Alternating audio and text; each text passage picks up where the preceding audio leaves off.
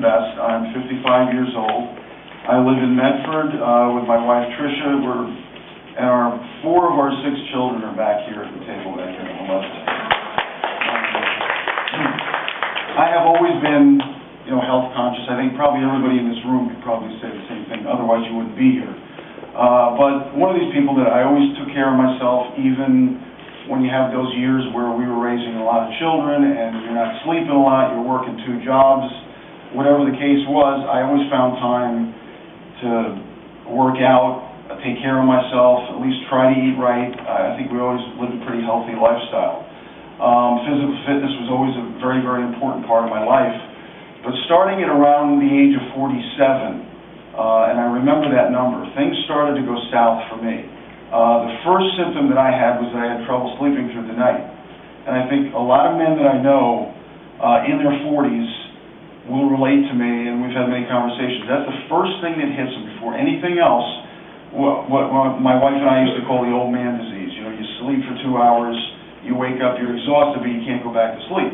And you end up roaming the house for about 3 more hours, and it just becomes a cycle of day after day and week after week.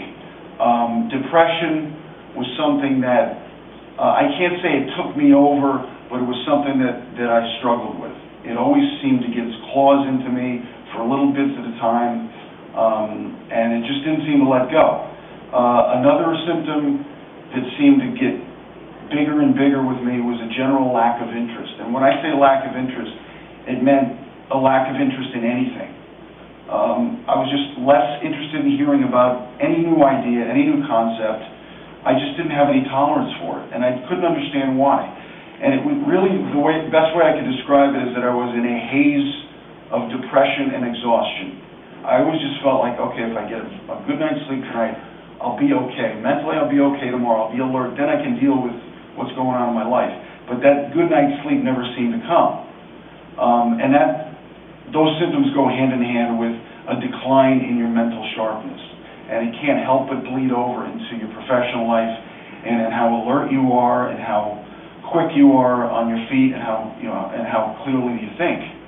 And more and more, and happened in a slow pace, let's say, starting around the age of 47. I avoided interacting with people. In the past, I had always been a people person, but my world began to shrink and I had less and less tolerance for anybody. If anybody gave me the slightest bit of a hard time, it was just, I'm out of here. My cholesterol got high. It began to raise more and more. My stomach would not go down, no matter how much I worked out. Of course, my strength decreased, and I just accepted this as part of aging. And every time I went, and Steve, I'm sure you can relate to this, every time I went to the gym, it was not a question of trying to improve. It was just a question of trying to control the rate of decrease. I was trying to control my downward spiral. So on a weekly basis, on a monthly basis, I had a decrease in strength and stamina. And another big symptom for me was a lack of flexibility. I would get down on the floor every so often, and my kids love to make fun of me for this, especially my little one Emma, when I would get down and try to do a hurdler stretch. And if you're a man and you're my age, I don't know if we have any guys that have tried to do a hurdler stretch recently, but it's not the prettiest sight, but they would laugh at me. Another sign was falling asleep after eating dinner. I could not eat a large meal and stay awake. I had trouble staying awake. So last year at this time, I happened to read an article online by a doctor from Las Vegas by the name of Dr. Jeffrey Life. Is anybody here familiar with Dr. Life? And if anybody here has an iPhone or access to the internet, take a second and you can Google, and I encourage you to do it right now. Type in Dr. Jeff Life pictures, and you will see what I'm talking about. Dr. Life is 72 years old, and he has a very similar practice to what Dr. Cruz does. And as I say, he's out in Las Vegas. And his article planted, more than anything else that I'd ever seen, it planted a seed in my mind. And because he outlined the profile of what his typical patient was and what his personal experience was, because his profile was my profile in his mid-40s. He said that his average patient is a male around the age of 45, and he described my symptoms, and there was a very interesting fact. The one that caught my attention more than anything else is what George pointed out earlier, the EME. And he said in the article, which was news to me, that you should, no matter what your age, that you should be regularly waking up with early morning erections. And it stayed in my mind, that more than anything. And so this led me to do some more and more research on my own, and I went on the internet, and I suspected, and the more I thought about what Dr. Life said, the more I thought that has to be my problem. And I read about a 30-year study that was done in the UK that overwhelmingly concluded that the lower a man's testosterone is, the greater his chances are of dying. And that's across the board. No matter what your symptom, no matter what your cause of death, the lower your testosterone is, the earlier you will die. And the problem with us men is that this is not something, the testosterone thing is not something that we openly discuss. So this was something that I still had to think about. I still had to research it on my own, but it was something that I knew I had a problem with. Now, as opposed to women, women have no problem talking about their hormones. I mean, they can talk about, oh, I needed estrogen, just like they can say I had the flu. There's no emotional attachment to it. For us men, it's a little bit more difficult. It's embarrassing. And women, you compare men with women, women can tell you the month that their hormones went south. They can tell you the year and the month, almost exactly. Now men, we're different because it happens slowly. It happens slowly beginning about the age of 40. And it happens little by little, and it is what Dr. Life referred to as an insidious process. And if you go on his website, he talks about it also. It's little by little by little, and we don't know, we don't have the slightest clue what's happening to us.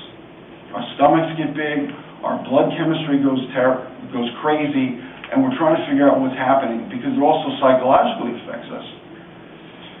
So I knew, and I came to the conclusion that hormone replacement was not a gimmick, that it was just not the latest craze, that it was a holistic way to treat your health. And I went back and I even looked in some of my old blood workups from my family doctor. And if you're a man and you're new to this, if you even look at some of your old blood tests, you can look at your testosterone numbers.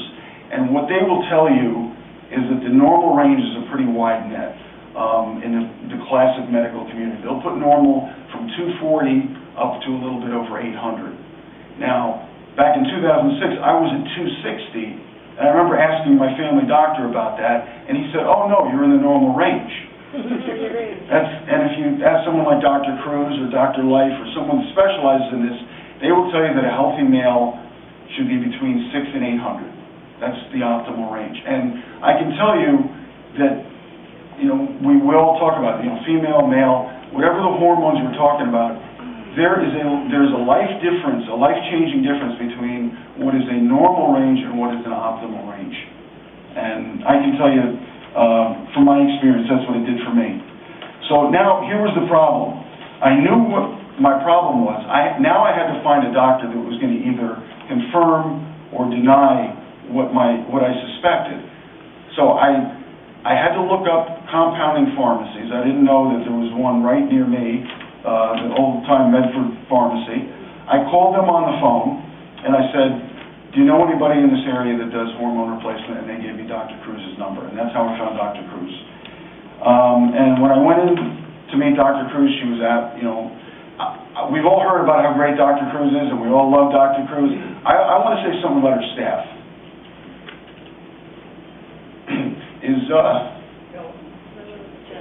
Philip and Jared. I think, I don't know why I get emotional. My first conversation was with Philip, and Philip made it very, very easy. And he was sort of, because I was very nervous. I don't know if you know that, Philip. I was nervous when I called, and I said, look, I explained, I spilled my guts to Philip on the phone.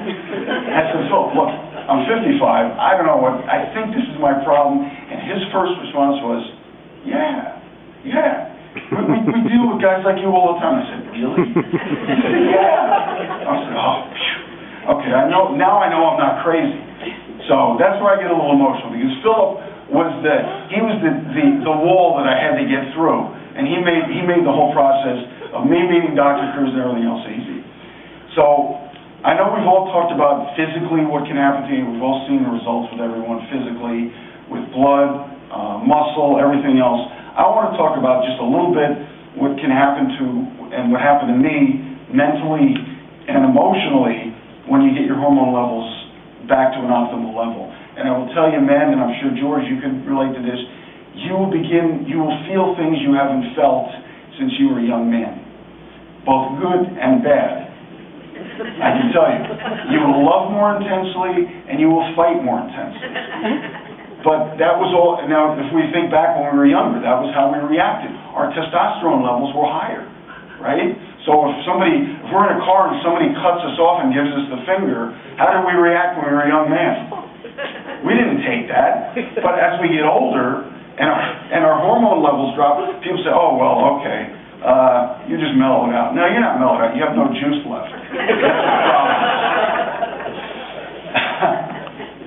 And the other thing is that, and George talked about sex drive, and I think it's something that, with a man, it is what gets us out of bed in the morning.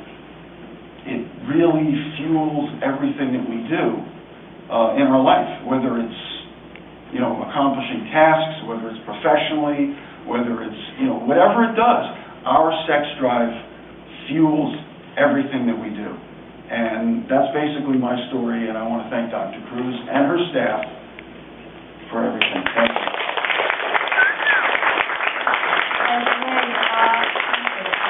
We're going to call in Tricia, James' wife, going to say something, a little bit something. Oh, my wife? Okay, yeah. Sure. Oh, okay.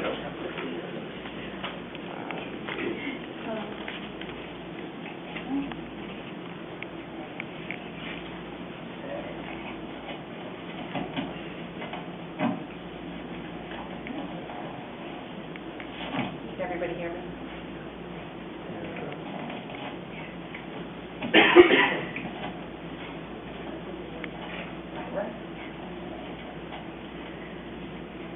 Well, I just want to say that Dr. Cruz is a miracle worker in many ways. I have been a part of a holistic healing center for over 30 years. I have two sisters who are chiropractors and another sister who's a nutritionist, and it's probably been 30 years since I've ever heard of another practitioner like Dr. Cruz and her staff treat people the way that I believe that people should be treated, and with such love, and to represent the spirit of the human condition more than Dr. Cruz has. I mean, what a miracle light bringer she is, I'm sure that you would all say. So I would love to hear a wonderful round of applause for Dr. Cruz.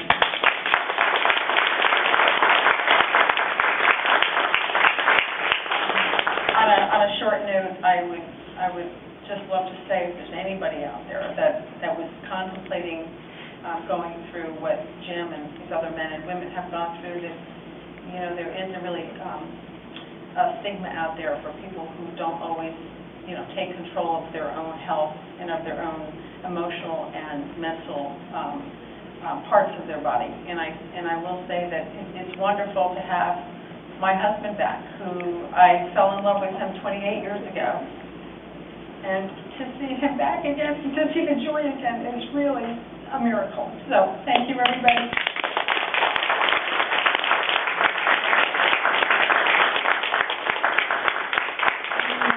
He was in the bathroom, and then he started, introduced ourselves, and then we started almost crying because he was telling me about how much James is. So I decided you should really say something about it. Well, because he believed that you saved him, and you did save him. You did. Shall we call in your children? We just get a photo shoot? Oh, God. You guys? Oh, photo shoot. Jim, Gabby, how about